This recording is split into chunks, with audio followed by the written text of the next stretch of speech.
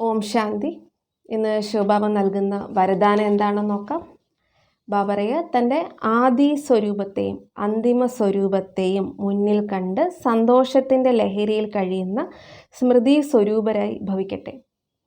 നമ്മൾ വിജയിച്ചതിൻ്റെ ഓർമ്മകളെ നമുക്ക് വളരെ സന്തോഷം തരത്തുള്ളൂ, ലഹരി തരത്തുള്ളൂ. അപ്പം ഇത് ഭഗവാനാണ് പറയുന്നത്, നിങ്ങൾ സൂര്യവംശികളായിട്ടും ചന്ദ്രവംശികളായിട്ടൊക്കെ ജന്മം എടുത്തിരുന്നു. അപ്പോൾ ആ ദേവതാ സ്വരൂപത്തെ കാണുക, അത് ആ സ്ഥിതിയിലിരിക്കുക. അപ്പോൾ ലഹരി വർദ്ധിക്കും.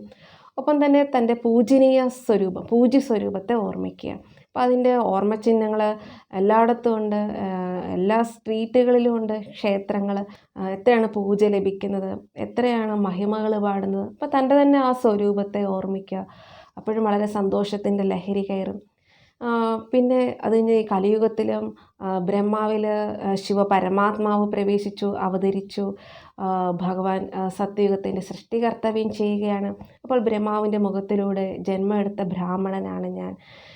ഇപ്പോൾ ഞാൻ ബ്രഹ്മാവിലൂടെ അറിവ് നേടി പഠിക്കുകയാണ്, യോഗ ചെയ്ത് പാപങ്ങൾ ഭസ്മമാക്കുകയാണ്, ഭാരരഹിതമാകുകയാണ്, എല്ലാ ബന്ധനങ്ങളിൽ നിന്നും മുക്തമാകുകയാണ്. അങ്ങനെ ഞാൻ ലൈറ്റ് ആകുകയാണ്. അതാണ് ഏഞ്ചൽ സ്റ്റേജ് അല്ലെങ്കിൽ ഫരിസ്ത സ്റ്റേജ്. ഇവിടെ ഭഗവാനെ ലഭിക്കുന്നതിന് മുമ്പുള്ള നമ്മളുടെ ശൂദ്രജന്മം, അതിലൊത്തിരി നമുക്ക് നഷ്ടങ്ങൾ ഉണ്ടായിട്ടുണ്ടായിരിക്കാം, പ്രശ്നങ്ങളെ ഫേസ് ചെയ്ത് കാണും. ആ നെഗറ്റീവായ ദുഃഖം നൽകുന്ന ആ ചിത്രങ്ങളൊന്നും ഓർമ്മിക്കരുത്, ദുഃഖിപ്പിച്ചവരൊന്നും ഓർമ്മിക്കരുത്. അതെല്ലാം മറക്കണം. പകരം ഓർമ്മിക്കേണ്ടത് നമുക്ക് സുഖം നൽകുന്ന, സന്തോഷം നൽകുന്ന കാര്യങ്ങളെക്കുറിച്ച് മാത്രം ഓർമ്മിക്കുക. അപ്പോൾ അതിനുവേണ്ടി ബാബു പറഞ്ഞതാണ്, നിങ്ങൾ ആരായിരുന്നു, ഇനി ആരാണ് ആകാൻ പോകുന്നത്, ഇപ്പോൾ ആരാണ്. ഇതെല്ലാം നമ്മളുടെ വിജയത്തിൻ്റെ ഓർമ്മ ചിഹ്നങ്ങളാണ്. അല്ലെങ്കിൽ ഇപ്പോഴും നമ്മൾ വിജയിച്ചുകൊണ്ട് തന്നെയാണ് ഇരിക്കുന്നത്. കാരണം നമ്മൾ ബ്രാഹ്മണനാണ്.